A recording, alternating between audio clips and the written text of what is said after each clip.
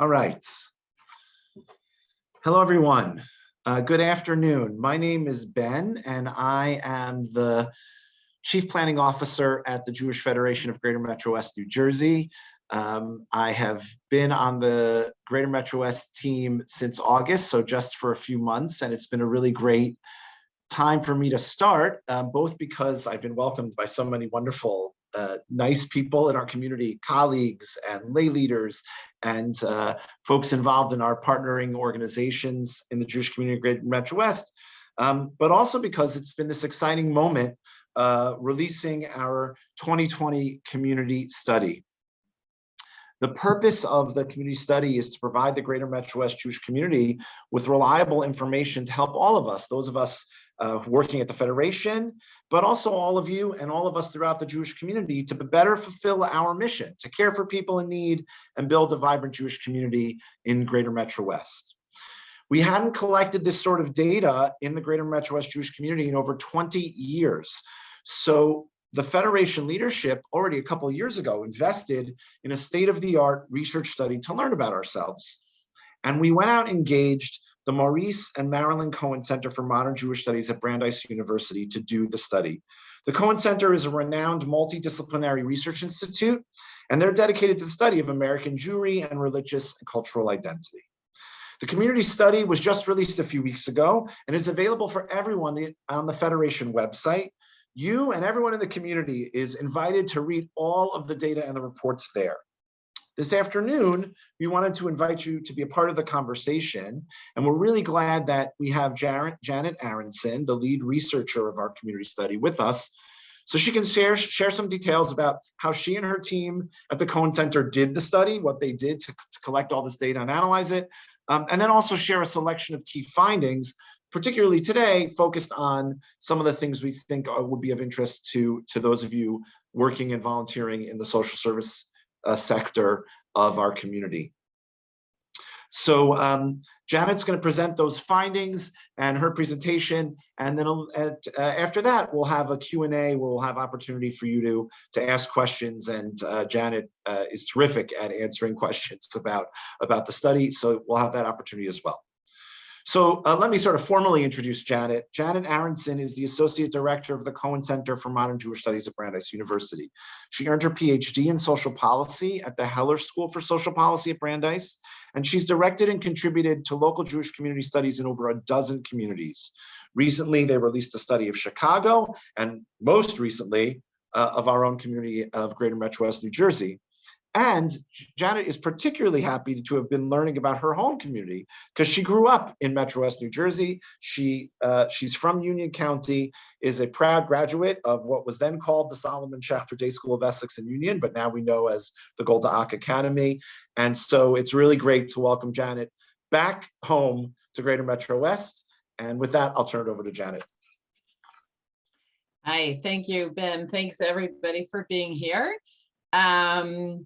So I'm going to spend some time today going through an overview, a few key findings of the study, just some thoughts about how you might think about the data.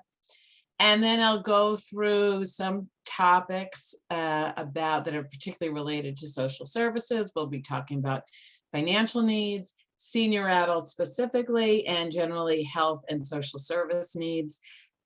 Welcome your questions. I probably won't be looking at the chat, but if there's something urgent, Ben can interrupt me. Otherwise, we'll have plenty of time for questions at the end. So the first thing I want to just talk about is how to even think about these reports. As Ben mentioned, all of the reports, there's an overview report and then reports on different topics that are all available on the Federation website. As you read them, a couple of things to keep in mind is that all the numbers in the reports are estimates, and this is based on a survey. Obviously it's not a census. We don't count everybody. We can't do that. But what that means, because it's a survey, is we make estimates of what will we expect the responses to the questions to be if everyone had answered, every Jewish household had answered those questions. Obviously, there's a lot of imprecision in that. It's very similar to election polling that many people are familiar with a margin of error. So when you look at the numbers, you just think this is the best estimate, but there's really, we think of approximately plus or minus 5 points in any direction is kind of a good rule of thumb. So what that means is that when you see small differences in numbers, it may not be a real difference in the population. When you see big differences, it's more likely to be. But what I'd encourage you to look at is where there are really different, meaningful differences between groups. For example, by age, where are there big differences between older people and younger people? Or where are there big differences between Essex County and Union County? That's where we really see the story of the data, and that's what I would focus on.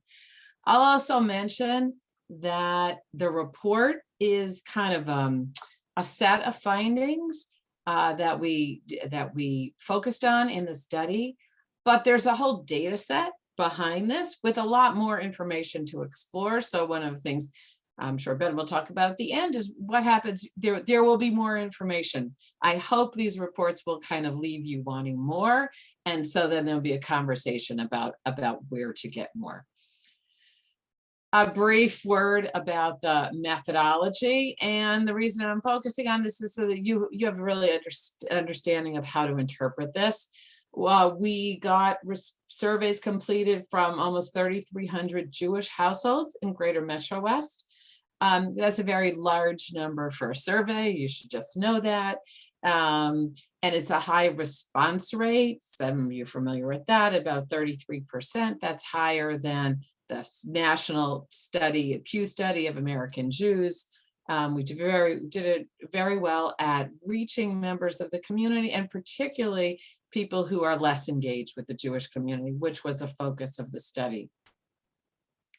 The other thing that I want to mention that's probably very relevant to this group is that we conducted the study between October and December of 2020. That's when we were collecting data. And, it's already a year ago. Think about the context with both the pandemic context and the political context of that time. So in many cases, we ask questions specifically about COVID impact, and I'm going to be talking about them here. But I think it's important to know, to understand the context. Now, there are pros and cons about collecting data then. I mean, perhaps we would have liked to know what was the community like before, what was going on, and maybe that should serve as the baseline. But the reality is this is the baseline, how the community looked at a particular point in time, and it gives a lot of information about how to move forward. So I'm going to talk generally about key findings, and then we'll go into some of the specific ones. So the first thing everybody wants to know, the size of the community. There are a lot of numbers here on this chart because there are a lot of aspects of the community. And the one I'll start with is over 122,000 Jewish people in Greater Metro West. They live in almost 57,000 Jewish households. A Jewish household is a household in which one Jewish adult resides. Now, of course, many of those households also include non-Jewish people. So if you think about the largest, most expansive definition of the community, you can think of it of the 155,000 people who live in Jewish households in Greater Metro West. And they include Jewish adults and Jewish children. And we all provided here some definitions about how do we define being Jewish. Here's the region, and you can see down here is Union County, Essex County, the eastern part of Morris County, and then the entire rest of the catchment area, which is all in pink, purple. The reason why it's combined is because in order to say anything meaningful about different groups, we have to have enough respondents in those groups to be able to provide some estimates. And because it's the least dense Jewish, there's fewest Jews in that area, we sort of had to combine them all to create a meaningful area. You can see on the dots, the red dot means it's about 25 households. So you can see, not surprisingly, here in Essex, it's highly dense concentration of Jewish households. Union almost as much, Morris a little bit less, and these areas it's all kind of scattered. The largest share, 38% of Jewish households are in Essex County. About a quarter are in eastern Morris County, and about the same number are in Union County and in western Greater Metro West. In terms of age distribution, the top bar here shows the ages of the Jewish adults, so this did not include children, Jewish adults in Greater Metro West. The middle bar shows all US Jews. So you can see that there are fewer in Greater Metro West, there are fewer younger people. These colors, these are smaller. And up here we have more older people. I think this is not at all surprising in a community that's primarily suburban. We don't have as many young adults moving in. And this is a comparison to all, just for comparison to all US adults. So in general, Jews are a little bit older than all US adults, and in Greater Metro West, even a little bit older than average for Jews. And I'll talk about more age later. Here is just a distribution by age, and I think you'll be interested in where we'll be talking later about seniors, but where seniors in particular are living. And you can see that what's really interesting here is that Union County is, on average, it's younger than all the other regions. The other regions are fairly similar to one another, but Union County has a larger share of young people, younger, under 50, and the other regions have fewer under 50 and more that are older. A look at the households.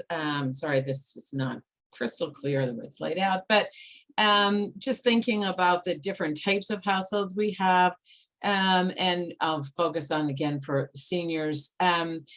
Let's see. I'm sorry, this is kind of done in a funny way. I think we changed the slide. These are the households with children at home. I think what I want to focus on is these multi-generational adults. Those are households. It could include parents with their young adult children, but it also includes adults living with, let's say, elderly parents. So it's any multiple relatives living together, and that's about 22% of households. Let's see, 70% of households are couples where both people are over age 65, and 13% of households are singles where the person is over 65 or older. Because there's a lot of interest in the Jewish community, some measures of Jewish engagement that I've included here. And this is about intermarriage. About 3/4 of households include a couple. That is, they could be married, partnered, fiancés, so forth, living together. About half of those are in married and half of those are intermarried. That is 2 Jews or one Jew, one non-Jew. There's some other groups that were of great interest to the community. It's a little miscellaneous, but just to point it out, and this is the percent of Jewish adults. So 5% of Jewish adults grew up in a Russian-speaking home. Those are often called Russian-speaking Jews. 6% are Israeli, 4% are LGBTQ, and 4% are non-white or Hispanic. And this number, this slightly larger number, is the percentage of households in which at least one person has that identity. A bit about Jewish denominations. This column shows the percent of Jewish adults in Greater Metro West who affiliate with each denomination, compared with all US adults. And one of the things that's really interesting here and important, and we've seen it, this is a national trend, is the growing share of people who do not affiliate with any specific denomination. And that's 38% of adults, Jewish adults. in Greater Metro West, just slightly higher than average. I'm going to spend just a moment talking about this index of Jewish engagement because we will be seeing it later and you see it mentioned throughout the report. We've developed, in addition to talking about denomination, we've developed a model of understanding Jewish engagement where we look at about 20 Jewish behaviors that people could participate in. And we look at what are the patterns of Jewish behavior, like who are the people who do everything and who are the people who do almost nothing, and who are the people who do cultural but not ritual things, and people who do ritual things but not cultural things, and so forth. And so we've developed this model of 5 groups, a typology of 5 groups of ways of engaging in Jewish life. And we see that 14% of people are in this immersed group. That means they do sort of all aspects of Jewish life. A similar share do very little in Jewish life. The 2 biggest groups, almost a quarter, the familial group, most of the things they do in Jewish life, important to say now, they light Hanukkah candles, they might have a Seder at home, they do home-based, family-based Jewish activities, but not really synagogue-based. There's about another quarter in the personal group. They do personal activities, individual activities, which we include things like eating Jewish foods, talking with your friends about Jewish topics, following news about Israel, but they don't really do communal organizational activities. So this is just a profile of Jewish engagement, high level, and we'll come back to that later, and I'll show you why I introduced it. So now I'm going to move on to financial well-being. I'm just going to move because I can't see the time. Where am I? Okay, good. So the first thing, we start with finances. There are a lot of questions about financial well-being, financial vulnerability. We have both income and a self-described standard of living. And as we know, income does not really fully capture how people are doing financially. So we ask them to describe how are they doing. And 2% of households said they cannot make ends meet. 15% said they're just managing to make ends meet. And throughout this report, we put these 2 groups together, 17%, and we call those financially struggling, those 2 groups. I didn't show it here, but there's no real difference by age in terms of these numbers. We don't see a big shift in age in financial well-being.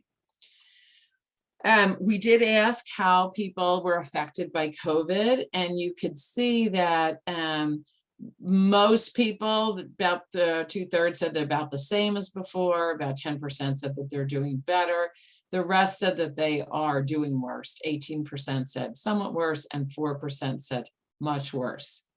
But what you can see in this slide is that, and this is a really consistent pattern, people who are struggling financially were hardest hit by COVID, financially and in many other ways. And this has been borne out in a lot of other research on this topic.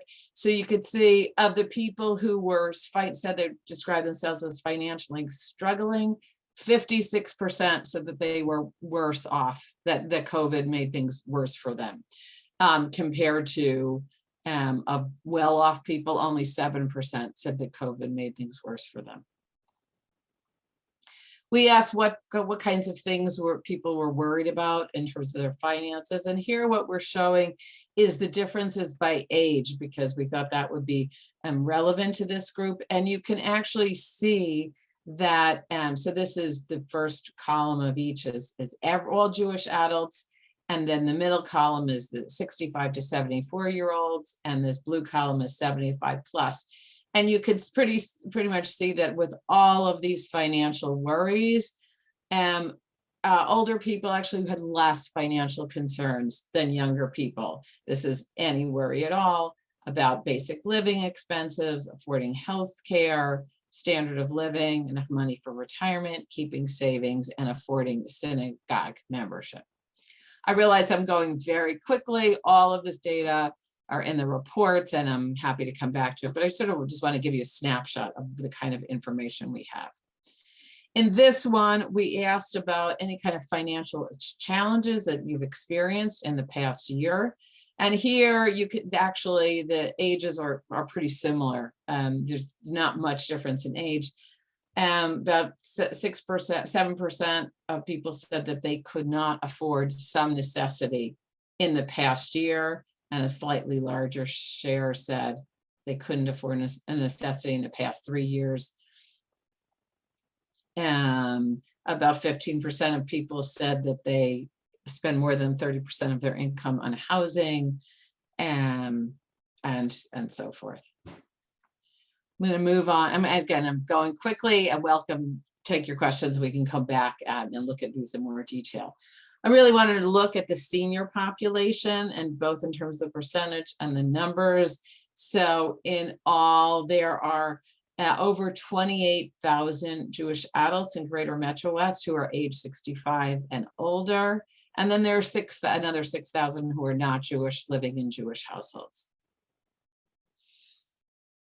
And the distribution is similar to the all adults, and you could see that the largest share of each is in Essex, followed by East Morris, and then smaller shares in Union and Western Greater Metro West.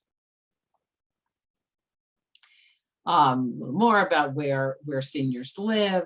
If you just look at this largest category, 17% of Jewish households with somebody age 75 and older live in some kind of senior living facility. Another 18% are not currently living there, but are considering one in the future.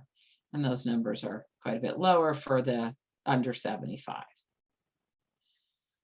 In terms of Jewish engagement, I'm using that same model, those the typology of Jewish engagement. And the truth is, there is some difference in Jewish engagement by age, but it's not huge. I mean, we kind of see the similar patterns of what is kind of noticeable is that of these 65 to 74-year-olds, there are a relatively large share who are completely, essentially uninvolved in Jewish life. Going to move on now to health and social services. 19% of households include at least one person who has a chronic health issue, which we defined as a chronic health issue, special need or disability that limits work, school, or daily activities. Older Jewish adults have a higher rate, and I'll show that later. This first column here is just to show you how those break down. Of the household where someone has a disability, almost half of them list a chronic illness, followed by a physical disability, mental illness, developmental disability, intellectual disability, and other. And this just shows of all households how many people have that kind of disability.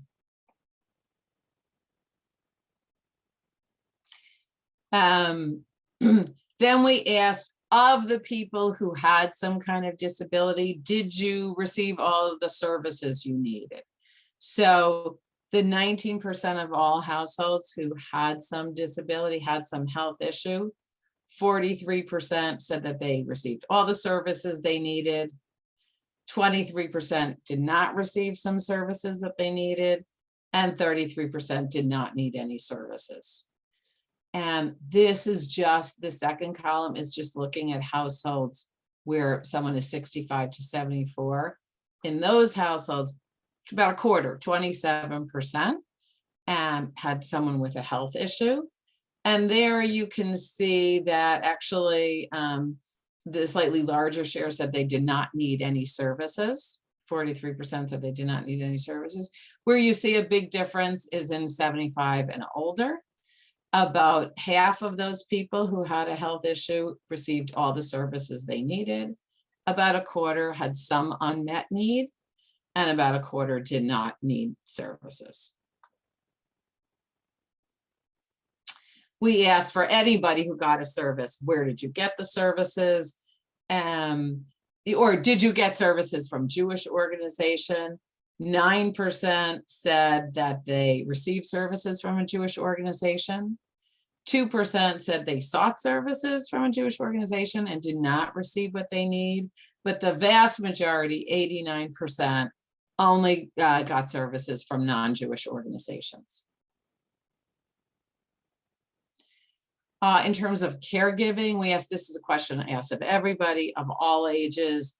About 17% of households include someone who is providing regular care to a relative or another person, 11% for a partner or an in-law. I think this is a mistake, sorry, for an in-law, a parent, I'm sorry, it's a parent or an in-law, 2% for a partner, small numbers for adult child and a minor child. We asked people if you prefer, how important is it to get services from a Jewish organization? And I included this to show the differences by Jewish engagement. So if you look at the top row of all adults, about half of all Jewish adults say it's at least a little important to get services from a Jewish organizations, and about half say it is not at all important to them. And you could see here of the people who are highly Jewishly engaged, more of them prefer to get their services from Jewish organizations. But of those, even of those, about a quarter say it doesn't matter at all. And of people who are less Jewishly engaged, even more so. So it does not, it's important to some, but not all people. And the last piece of data that I want to present, this is from a different section of the report about philanthropy, but I thought it would be relevant to this group, is we asked people, regardless of whether they donate or volunteer to Jewish causes or non-Jewish cause, what kind of causes are most important to you? Here was important to think about the context of this being asked at the height of the pandemic, but almost half of people said that human service needs were among their top 3 most important causes for where they would want to donate or volunteer their time. And you can see the range of other causes that are listed here. So that is my very quick run through, and now I welcome your questions. Thank you so much, Janet. Really appreciate you putting together all of those key highlights and findings from across the many reports of the community study. So what we're going to do now is we're going to have an opportunity for questions for Janet. The way we're going to collect the questions is by submitting them in the chat, and then I'll moderate and bring questions to Janet. So you can start already putting questions in the chat. And while you're starting to write your questions into the chat, I'll just say a word about what questions would be really helpful now. Questions, please do ask questions about anything Janet just presented, any of her slides, any of those cool graphics and charts that she shared, any questions about the methodology. Those are all great questions for Janet. Or if you've already had a chance to read through the reports that are on the Federation website and you have a question about a particular piece of the report that Janet didn't present today, especially if you're able to say to us, oh yes, it's in this report and here's what I'm asking about. Janet has the report, she can take a look at that and can answer those questions. As great as Janet is at presenting this data and answering questions about it, the data set is massive, and we did not expect Janet to put it all to memory. So please don't ask Janet, some sort of question about what did you learn about this particular, thing that she didn't present today or that you don't have in the reports in front of you, because we don't expect her to per se have that memorized. But again, anything that's in the reports or anything that she presented today would be great for us to get questions about, and you can just put them right in the chat so that we can see them and get your questions and present them to Janet. So I'm monitoring the chat and looking for any questions that people put in. While we're waiting for questions to come through, maybe Janet, while I'm looking at the questions, you could just say a word about, we've had some other meetings about this report so far, and one of the questions we've got a few times is about like what you said, a snapshot in time, and whether whether we know if things have changed or are there trends. Maybe you could just say a minute about that while I collect some of these questions. Great. I'm actually pulling up, I don't know the employment numbers, but I'm going to pull up that report and take a look. Yeah, I mean, we had a lot of questions about employment and during COVID. And I'm just going to the report exactly as Ben said, I don't have it memorized. Let's see, where is it? Sorry, I'm going to look for it while we still think about another question because I don't see it right here. Yeah, but the one thing I will say is that I mentioned that that people were the people who were financially struggling were hardest hit by COVID, and that was in all ways, including their employment. Just trying to find that number. I don't know where it is. Yeah, Janet, if I recall, it's in the report about financial well-being, which everyone can read on the website. And yeah, I okay. recall wait, that's right. I looked at the wrong one. Finances. Thank you. I was looking at the seniors one. Right. And I recall it being a lower number, that the Jewish community was highly employed. Yes, I mean, certainly compared to, the general population, there's no question. Okay, thanks.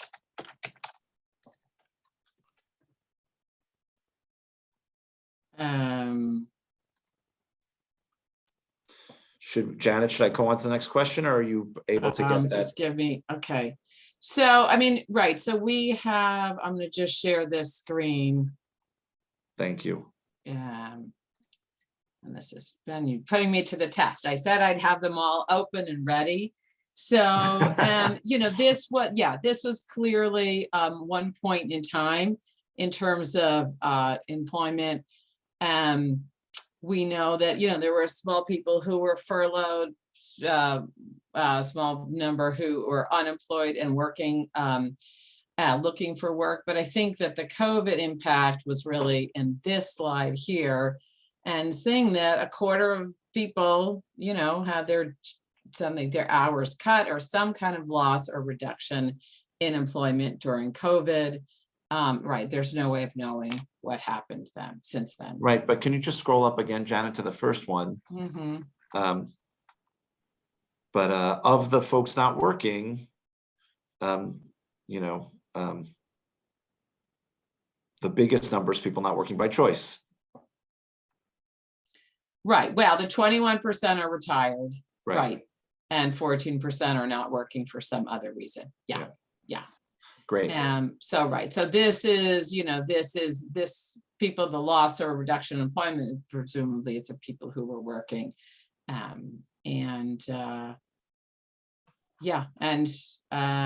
just want to see. So here was what I had said earlier, of the people who are financially struggling, 33% experience some sort of any of those reduction in employment, and that's more than all the people who were more well off. So that's, again, is a consistent pattern. Mm-hmm. Great. So the next question was about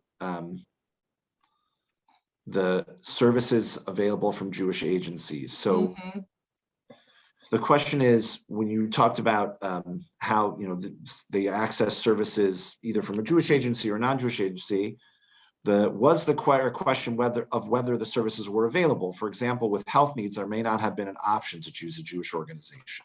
Right. So no. And I think one of the reasons is because there's it's hard to ask people a clear question about, is this service available? All they know is whether they know. I mean, the only question is, are they aware of it? Are they aware of how to access it? So it may in fact be available, but they're not aware of it. So what we did try to distinguish, the people who sought services and didn't get a service that they needed. So then there were people who didn't even look to Jewish organizations for services. So whether that is because they weren't aware that Jewish organizations provided the service, or whether it was because they preferred to go to a non-Jewish organization, or that was just more available or accessible. So we don't really know that. I mean, we do know that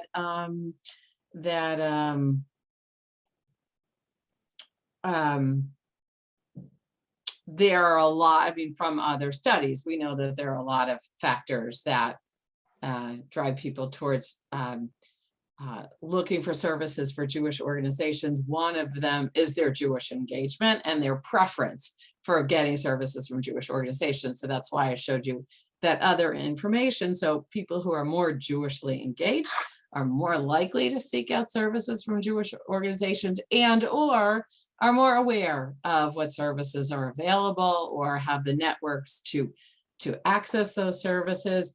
But even among the people who are most Jewishly engaged, not all of them are prioritizing Jewish services. Mm-hmm. Thanks, Janet. We can still take more questions if folks want to put them in the chat. So I had mentioned, as the first questions were coming in, that we've gotten questions before, Janet, about comparisons in two directions: comparisons over time here in Greater Metro West and comparisons across geography to other places. And while folks are thinking about their next question, maybe you can comment on that from what we think about this study in relationship to both, comparing over time and also comparing to other places. Right. Well, in general, we don't do a lot of comparisons to other places. I mean, we have, where it's relevant, we have comparisons to the Pew study because that's national. I think that this situation on the ground, the context for every community that we study is so different that all the comparisons would need a little asterisk or a big asterisk. Greater Metro West, I think in some ways is almost more different than any other community because it's not an urban center.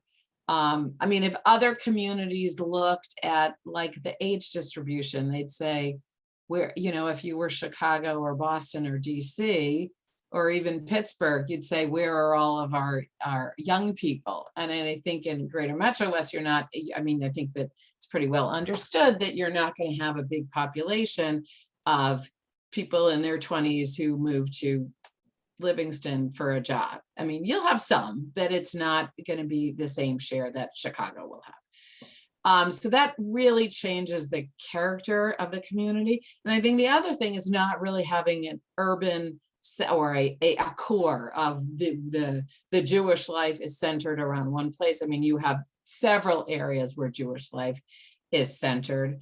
And so that sort of changes the whole dynamics of where people access services, where people go for synagogues and schools and kosher food and all of the things that they might do. But there are a lot of interesting geography questions related to where institutions situated, where are the JCCs and the Y, where are the synagogues, where are the schools. I think that that whole Western Greater Metro West area where there's no area of Jewish concentration, and thinking about how far people will go to join a synagogue or take their children to preschool or, any of the things. And since I don't see any other questions, I'm going to just add to this a little bit. I mean, one of the interesting opportunities that we can see in COVID is how can you provide services remotely? And is that a good opportunity to engage people who, without having to ask them to get in their car and drive?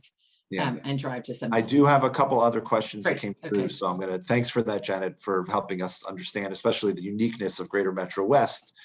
Even within Greater Metro West, we have some areas where there's this concentration of Jewish community life, and others where geographically we're more spread out, and how unique that is.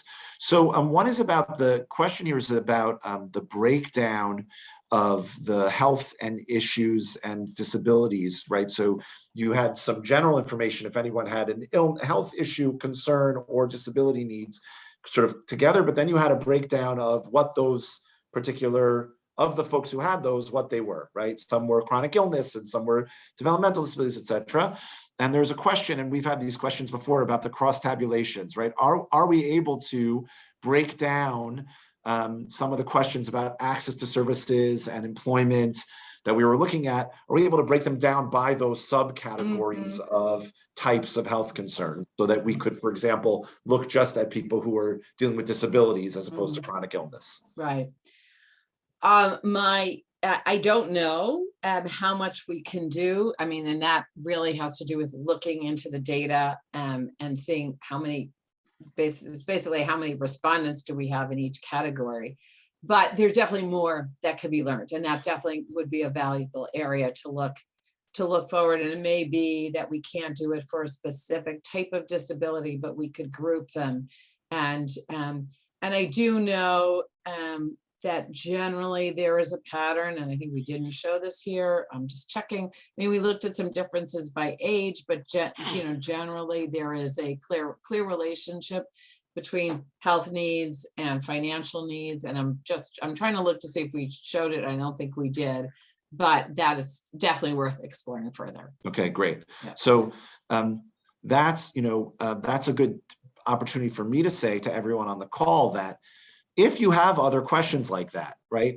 If you go through the reports or, on Janet's, on the Cohen Center website, they have a bunch of spreadsheets as well that you can look through. If you go through all that stuff and you come with questions, you say, actually, I'd really like to dig deeper into this piece. Please be in touch with me directly. We're gathering all these types of questions for follow-up exploration in the data set. And we, to Janet's point, we want to figure out what are the questions in the larger community that will be of value to all of us and where to start digging. Feel free to be in touch. Another question came through here, and I have my own answer to this, but I'm going to let Janet respond to it first, which is the study is by its nature descriptive.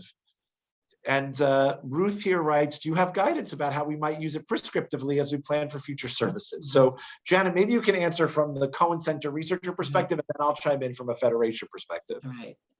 So I think that that's probably the most important question to ask, because we don't want to create reports that are going to sit on a shelf. We want reports, we want data that will guide your work and, change the Jewish world.